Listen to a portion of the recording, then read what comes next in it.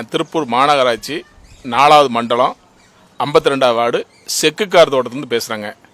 நாங்கள் செக்குக்கார் தோட்டத்தில் ஒரு 250 குடும்பம் இந்த பகுதியில் இருக்கிறோம். எங்களுக்கு பின்னாடி நேர் இருக்கிறது வந்து ஜீவா நெருண்டுங்க. அங்கே ஒரு 1500 குடும்பத்துக்கு மேலே இருக்கும். எல்லாருமே கிரவுண்ட் வாட்டர், போர் வாட்டரை நம்பி தான் இருக்கிறாங்க. ஏன்னா கார்பரேஷன் வாட்டர் எங்களுக்கு வர்றது 10 நாளைக்கு ஒரு தடவை வருது, 15 நாளைக்கு ஒரு தடவை வரதே ஒரு வீட்டுக்கு 5 கூட 6 கூட தண்ணி தான் கிடைக்குது.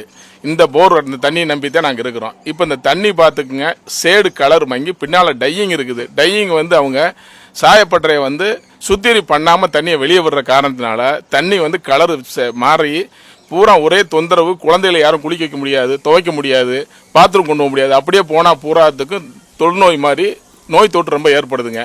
இது சம்மந்தமாக நாங்கள் பொல்யூஷன் டிபார்ட்மெண்ட்லேயும் அவங்களுக்கு வந்து நாங்கள் கம்ப்ளைண்ட் பண்ணோம். அவங்க கம்ப்ளைண்ட் பண்ணி நேரடியாக வர்றாங்க. ஆனால் அவங்க வந்துட்டு போன ஒரு 2 நாள் கழித்து தண்ணி நல்லா வருதுங்க.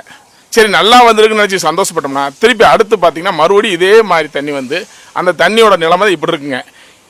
இந்த மாதிரி சாய கலரில் வந்தால் குழந்தைகள் எப்படி யூஸ் பண்ண முடியும், எப்படி நாங்கள் துணி துவைக்க முடியும், எப்படி நாங்கள் குளிக்க முடியும், நாங்கள் மற்ற அத்தியாவசிய சேவை நாங்கள் எப்படி பண்ண முடியுங்க? எல்லாமே முழுக்க நாங்கள் நம்பி இருக்கிறது போகாமல் போர் வாட்டர் நம்பி தான் இருக்கோம். கார்பரேஷனில் போட்ட போரும் சரி, வீட்டில் போட்டிருக்க போரும் சரி, எல்லா போர்லையும் சாயம் கலந்து செம்மண் கலராட்டம் வருதுங்க. சுமலே ஒரு மாதிரியா சுமோட தண்ணி வருது.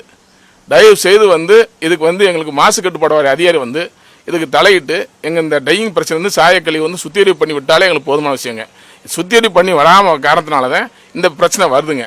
இப்போ அதிகாரி நாளைக்கு இப்போ கம்ப்ளைண்ட் பண்ணிட்டோம், அந்த நியூஸை பார்த்துட்டு நாளைக்கு காலையில் வர்றாங்கன்னா இன்னும் 2 நாளாக தண்ணி சரியாகுதுங்க.